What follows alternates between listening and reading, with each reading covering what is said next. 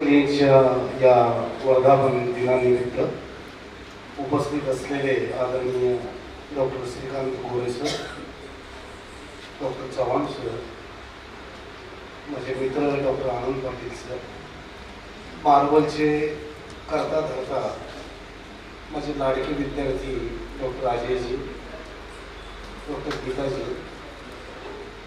त्याचे तीन इथं बसलेले पोवाळ साहेब, म्हणजे आम्ही सोबत काम केलं होतं. ज्यावेळेस मी स्वतःच कॅल्क्युलेट करतो की अजयची माझी ओळख कुठली, आपण खूप मागे जातो ना अशी एकदा, आणि त्या सगळ्या दिवसांचा वर्षांचा कालावधीचा जर विचार केला आणि ज्या आपुलकीनं अजयजींनी मला आमंत्रित केलंय, त्याच्यामुळं मला असं वाटतं की मी फार कनेक्टेड आहे त्याच्याशी.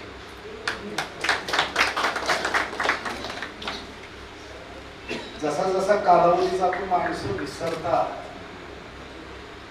ते मला विसरलेले नाहीये. याच्यातनं भावार्थ असा आहे अजयजी, या कनेक्ट होण्यामध्ये काय सगळं गंमत असते बघा. नेहमीच बुद्धीनं विचार करू नये, भावनांना वाव द्यावा, आसुसलेल्या डोळ्यांना स्वप्नांचा गाव. आता स्वप्नांबद्दल ते बोलले नाही म्हणून हे जर मी नुसतंच फिजिओलॉजी शिकवलं असतं तर मी कनेक्टेड राहिलो नसतो. मी फिजिओलॉजीच्या व्यतिरिक्त काहीतरी शिकलोय, बोललोय. आपण म्हणू नये कधी की आपण काहीतरी शिकवलं. जे म्हणतात मी तुला शिकू शकतो, मी त्याच्यापासून फार दूर राहतो. काहीतरी हे नातं आजही जिवंत आहे, याचं मला अत्यंत समाधान प्राप्त.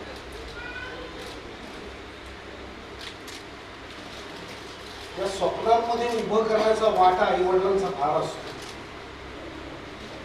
तो वडिलांबद्दल जरा बोललं पाहिजे. आईबद्दल सगळेच बोलतात, आईबद्दलच बोलतात. जे खाली मी हो तो कभी मना नाही करते ते, कारण मी त्यांना ओळखतो, आम्ही काम बरोबर केलेलं आहे.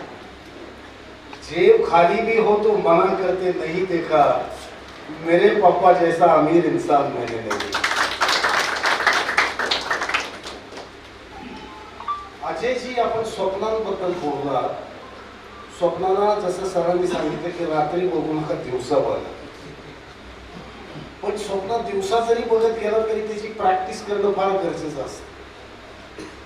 पॉवर ऑफ प्रॅक्टिस इतकी महत्वाची आहे. या पॉवर ऑफ प्रॅक्टिस मुळे तुमच्या मॅडम बरं का, मी आजीबद्दलच बोलत नाही, पण पॉवर ऑफ प्रॅक्टिस मुळे कदाचित एवढं हे मोठं स्वप्न आज इथं मार्बलच्या रूपात उभं राहिलेलं आहे.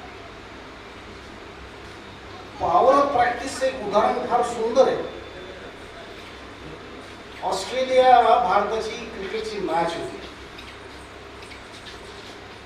आणि ब्रॅड हॉग नावाचा बॉलर पहिल्यांदा बॉलिंग करतो. मेडन बॉलर, मेडन त्याची मॅच. आणि समोर god of cricket Sachin Tendulkar was a batsman. Brad हॉगने पहिला चेंडू टाकला आणि सचिन तेंडुलकर क्लीन बोल्ड. त्याच्या आयुष्यातली ती पहिली मॅच, गॉड ऑफ क्रिकेट. तो म्हणे हा क्षण माझ्या आयुष्यातला सगळ्यात मोठा. जो फोटोग्राफ होता, सचिन तेंडुलकर पेव्हिलियन मध्ये गेले, बसले. फोटोग्राफ होता, फोटोग्राफ त्या क्षणाचा. तो फोटोग्राफ घेऊन ब्रॅड हॉक्स तेंडुलकरांकडे गेले आणि म्हणाले, सरजी तुमचा मला इथं एक उपदेश पाहिजे लिहून. सचिन तेंडुलकर बघितलं त्यांच्याकडे, तुला उपदेश पाहिजे काय? त्यांनी लिहिला उपदेश, Ajayji, you will never get this opportunity again in your life. You will never get. त्याच्यानंतर 45 सामने झाले जिथं तेंडुलकर आणि ब्रॅड हॉकने आउट नाही करू शकला Brad Hogg. It's a power of practice. Brad हॉकची बॉलिंग कशी याचा सराव, याची प्रॅक्टिस तेंडुलकरांनी केली.